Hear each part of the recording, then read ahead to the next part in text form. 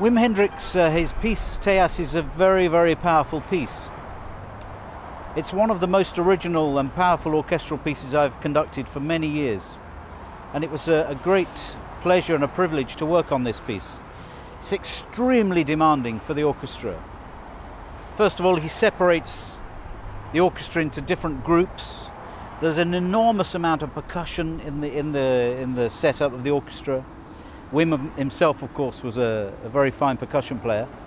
And the piece has an incredible rhythmic tension. It's absolutely fantastic. I find his music, we recorded other pieces on the same disc, but his music is very evocative, very dramatic and pictorial. You know, he takes great ideas and images and transfers them into a musical expression. And in Tejas we get an incredibly rich and varied, you know, what is the sound of the universe? What does the sound of the universe look like? It's an incredible concept. What does the sound of the universe look like? De ondertitel van Tejas is eigenlijk de basis geweest bij de start van Tejas. Dat grote oerakkoord dat klinkt in het ganse orkest. De klank van het universum is een trilling, is een vibratie. Het universum is iets dat vibreert, dat uitdijt. En dat is eigenlijk voor mij de basis geweest bij het componeren van dat groot werk. Somehow, I think in this piece, which is a long 30-minute piece, more than 30 minutes, it does paint a real kaleidoscope of different sound worlds, which, you know, we're surrounded by different visions and architecture and nature and art. So in music also, he reflects the variety of things that we see all around us, and maybe some of the things in the universe, of course, that we don't see. His imagination for sound is absolutely vivid, really fantastic. Tejas verklaren, letterlijk verklaren, is niet makkelijk. Het is een Sanskriet woord. Hè. Het gaat eigenlijk over energie. Hè. Dat is het basisbegrip van heel het werk. Het begint met een grote oerknal, hè, een soort oerenergie. En die energie gaat in de loop van het ganse stuk verder. Ik zou daarnaast het woord energie ook nog creatieve of creativiteit aankoppelen en ook spirituele energie. Tejas betekent ook vuur. Alles wat maar met kracht, met passie te maken heeft, maar passie en kracht ook in de kleinere betekenis, zoals die spiritualiteit, meer verinnerlijkt. Dat is eigenlijk het woord verklaren wat Tejas betekent.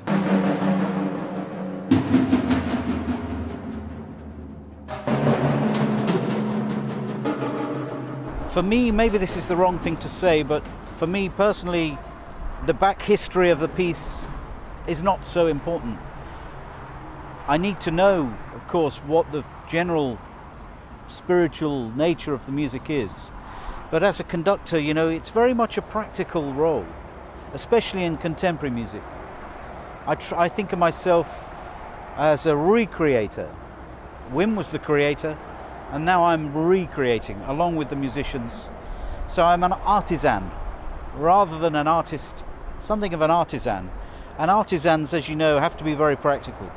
You have to really, as a conductor and with a piece like this, you have to know exactly how you're going to sort out each individual section and any problems that might arise. So although, as I say, the backstory is very important, actually, when it comes to making the music, you're being a very practical musician, and that's very much the nature of the work we did in that session.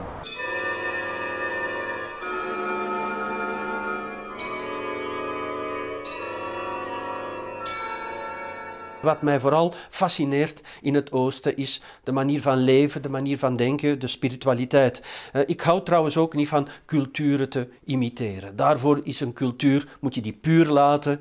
Het woord multicultureel vind ik dikwijls nogal verkeerd gebruikt. Dus ik gebruik veel liever het woord inspiratie dan imitatie. Dus die muziek van die cultuur, van die Oosterse cultuur, die heb ik bestudeerd, hè, maar die ga je nooit letterlijk in mijn muziek terugvinden. Je gaat misschien wel ideeën daarvan terugvinden. Hè. Ik denk aan kleine ornamenten, kleine bewegingen rond de tonen, wat zo typisch is in die muziek. Maar voor de rest, ik blijf een westers componist, maar zeer sterk geïnspireerd door andere culturen. Wim's music is not typical anything. It's typical Wim's music. He has a very broad international vision. The earlier music, some of which we played on the same disc, maybe shows a little bit more academic side of his early training. But as time went on, each piece got more and more personal and individual. I don't know what is Belgian music, what is English music. It's very hard to say in contemporary terms. But I feel his music is certainly, it can be played anywhere and appreciated and understood.